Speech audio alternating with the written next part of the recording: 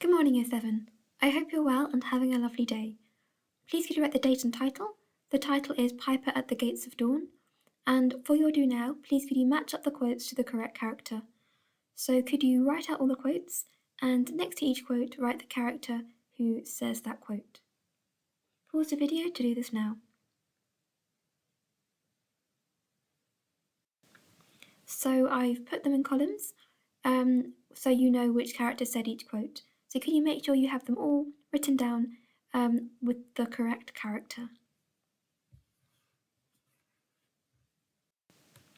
Okay, so today we'll be talking about the Piper at the Gates of Dawn. This chapter stands outside the narrative. This means you can read the book without it, and the plot still makes sense. It's not included in many abridged versions or adapted versions of the novel. The story was written by Kenneth Grahame for his son Alistair. The Wind in the Willows began life as a bedtime story and then continued as a series of letters written to Alistair when the boy was away on his holidays. This might explain why there are some embedded narratives like this chapter that you don't need for the overall plot. Can you think of another chapter we've read that isn't needed for the overall story to make sense?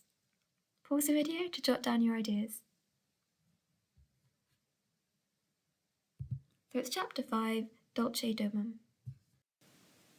What I'd like to do now is read the chapter from your copy of the text, or use the link provided on class charts to read it online.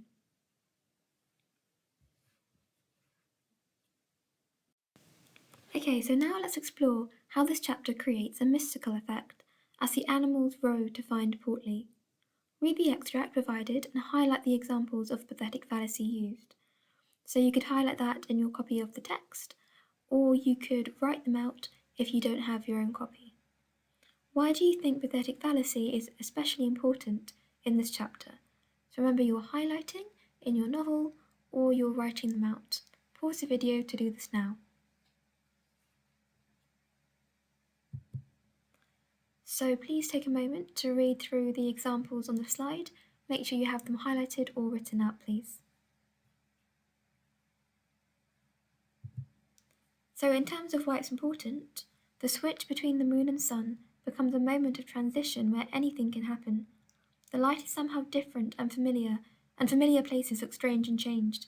It's the perfect time for the spirit to show himself. And make sure you have that written down, please. So what do you think the god Pan looked like?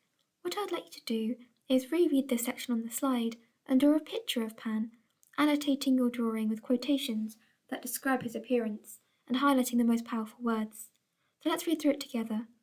He looked in the very eyes of the friend and helper, saw the backward sweep of the curved horns, gleaming in the growing daylight, saw the stern hooked nose between the kindly eyes that were looking down on them humorously, while the bearded mouth broke into a half smile at the corners, saw the rippling muscles on the arm that lay across the broad chest, the long supple hand still holding the panpipes, only just fallen away from the parted lips, saw the splendid curves of the shaggy limbs disposed in majestic ease on the sword, saw last of all, nestling between his very hooves, sleeping soundly in entire peace and contentment, the little round, podgy, childish form of the baby otter. So please could you pause the video to draw your picture and annotate it with quotations.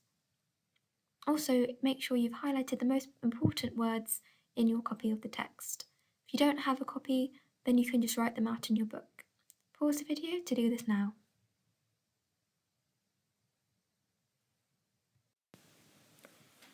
Why does this moment not get referred to again when it's such a strange and unique one?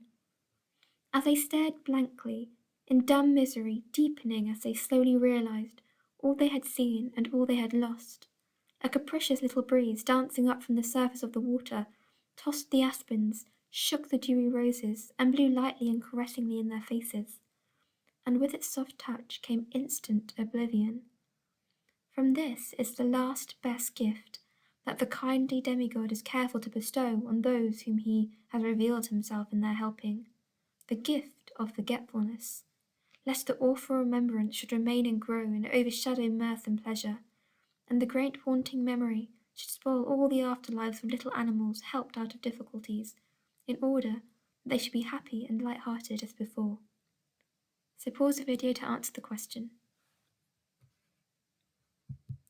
So Pan makes them forget what they have seen, so they can live undisturbed and peaceful lives. So that is the end of today's lesson. I hope you enjoyed reading and analysing chapter 7. It's one of I think probably my favourite chapter of the whole novel. It's so profound, it's so mysterious, it's got such beautiful imagery, and it's very unforgettable, I would say. So I really hope you enjoyed it too. And I hope you have a lovely rest of your day. I'll speak to you next time.